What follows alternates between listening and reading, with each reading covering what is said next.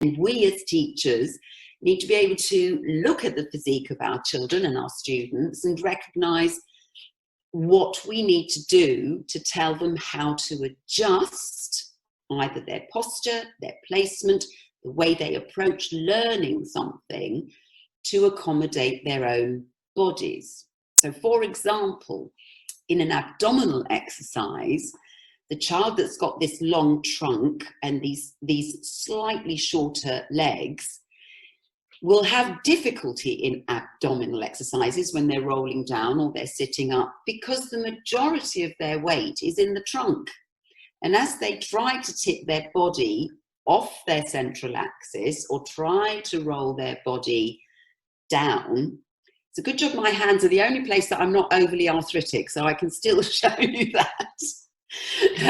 How they roll through that spine.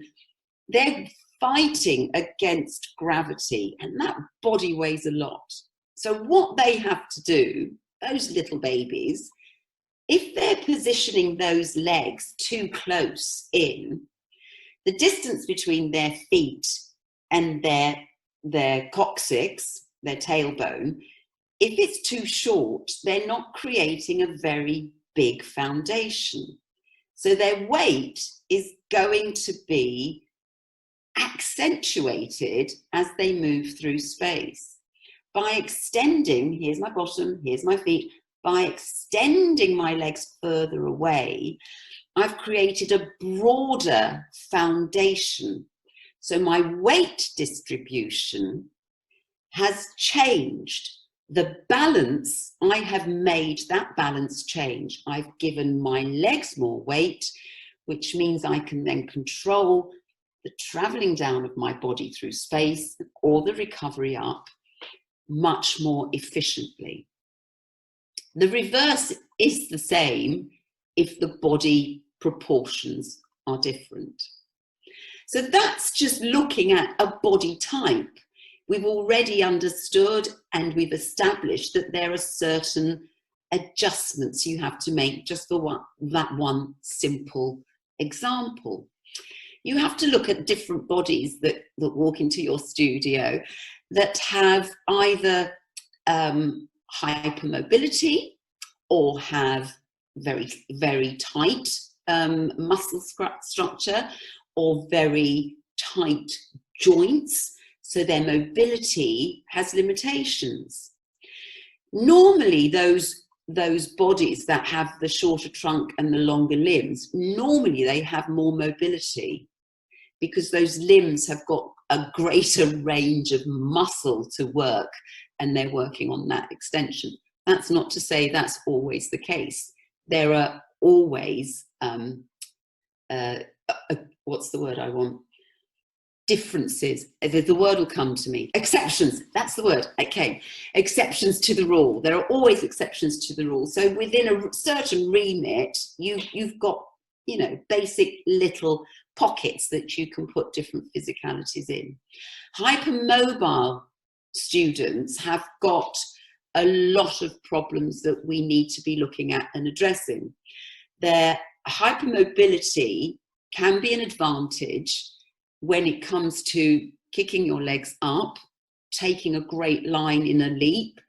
They can create a gorgeous line, but with hypermobility comes the problem of weakness. If a muscle is long, invariably it's not strong. There's not the power there to promote energy being transported. The main problem with that hypermobility is that the postural placement is going to be challenging. So if I just, I'm going to stand up closer to you. Between here and here is short. If I straighten that out, you've seen the distance between my hands open out. So from here it's all short, it's truncated, and here it's lengthened. At the same time, in that stance there, the distance between my breastbone and my pubis here is long. I've stretched out my abdominal tract. If I straighten myself up, the distance between my fingers has got shorter. By making them shorter, they're going to be stronger. The distance is stopping them from actually being overextended. So those overextended abdominal muscles are weaker. They're very likely to have no control in that rib cage because they haven't learned how to engage those abdominal muscles to straighten out and shorten.